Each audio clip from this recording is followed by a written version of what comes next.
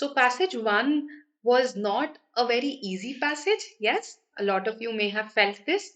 The language required a lot of interpretation.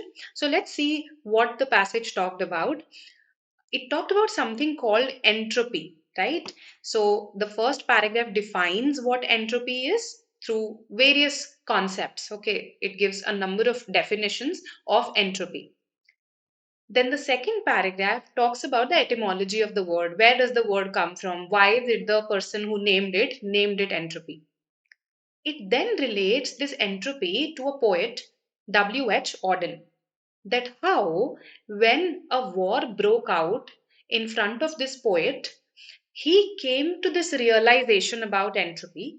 So it was a post traumatic reckoning with the aftermath of the war. He came to this realization that entropy, or the undoing of being, the taker away of life, is what dominates all.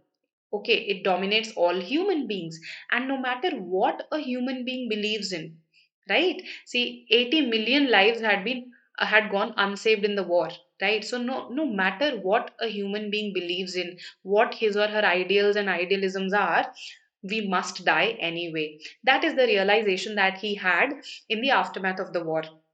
So, to reflect this realization, he revised the line of his poem. What did he write? So, initially, he had written, "We must love one another or die." That was the final line of the penultimate stanza of his poem. We must love one another or die. Then he changed it to read, "We must love one another and die." Okay, so this is what this passage is about. It begins with the concept of entropy. You don't really anticipate that it will be related to the life, to the realizations of a poet, but that's how the passage proceeds. So let's see how the questions are easy, difficult. Okay, so let us look at question 1. Which of the following has not been used in the passage to define entropy? Something that ends life, something that ends time, the thermodynamic collapse of physical systems into increasing levels of disorder and uncertainty. Okay, so when you read it, you recall reading something like this in para 1. So we'll go back to para 1. D, the dissolution of cohesion. So let's see para 1.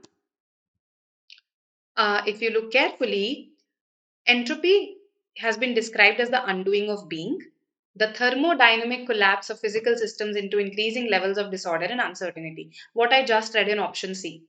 Right, undoing of being can be related to the something that ends life, but we'll see if we have further clues to it.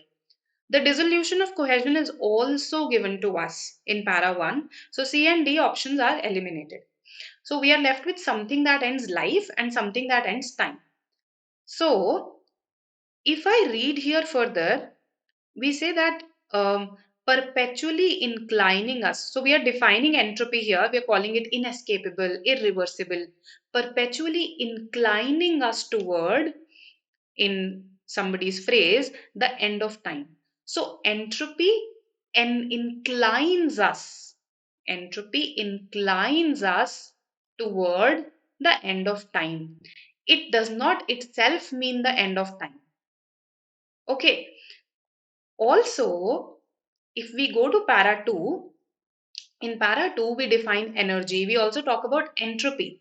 So we say energy, the giver of life, entropy, the taker away. So that means it takes away life, it ends life. So based on para 1 and 2, I can see that option A, something that ends life, is substantiated, eliminated. C and D we already eliminated. B is therefore the answer, because entropy inclines us towards the end of time. It does not mean the end of time. Okay, so a direct question, this one.